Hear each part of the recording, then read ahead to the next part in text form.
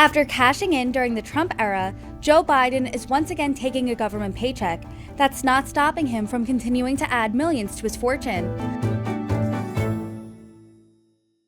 Hi, everybody. I'm Brittany Lewis, a breaking news reporter here at Forbes. Joining me now is my colleague, Forbes staff writer, Zach Everson.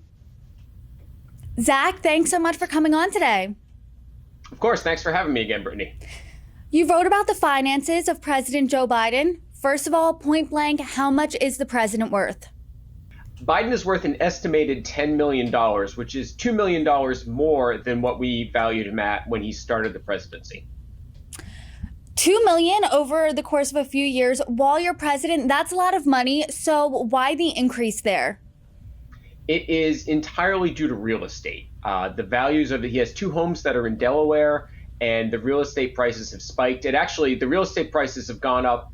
The values of those homes, rather, have gone up more than $2 million. So they kind of offset some other losses that he's had over the time of his administration. Can you tell us a little bit more about these properties? When did he purchase them? How they increased? Things like that. Well, he has the Rehoboth Beach house, which is a relatively recent property. He picked that one up after he left, after Obama left the White House, and it is valued at about $4.5 million. It's right near a state park with some fabulous places to bike. If you've seen pictures of him biking when he's off in Delaware, it's possibly there.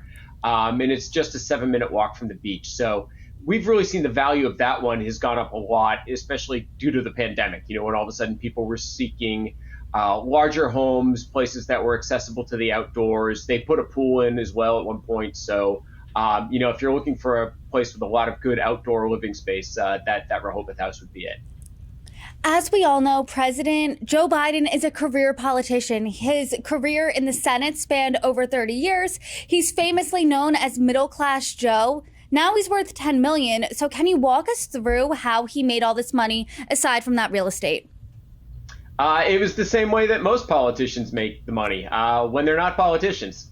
For him, it came when when he ended the vice presidency. He went out and made $11.1 million that first year. And overall, while he was not in government service, he made $17.3 million, which, dwarfed what he would make as an annual salary as either senator or president even. Was Joe Biden wealthy before he started his career in politics in the 1970s?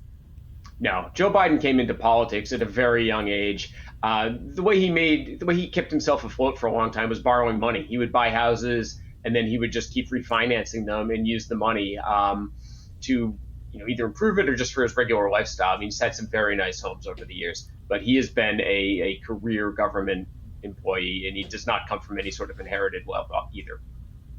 Zach, I do want to read a piece of your reporting, and then if you could further break it down for us.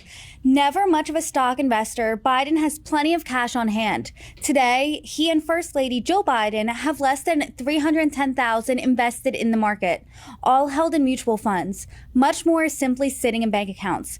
Is this normal activity for someone with so much wealth to not have that many investments and the majority of your money just sitting in the bank?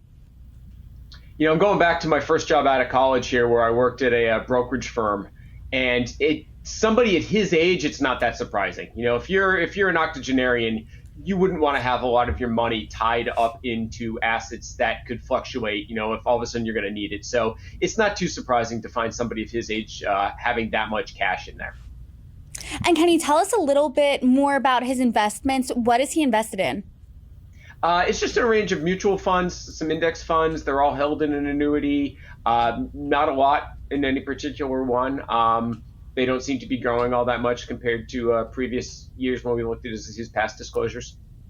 And when you're looking back at past presidents and vice presidents, how does his wealth stack up?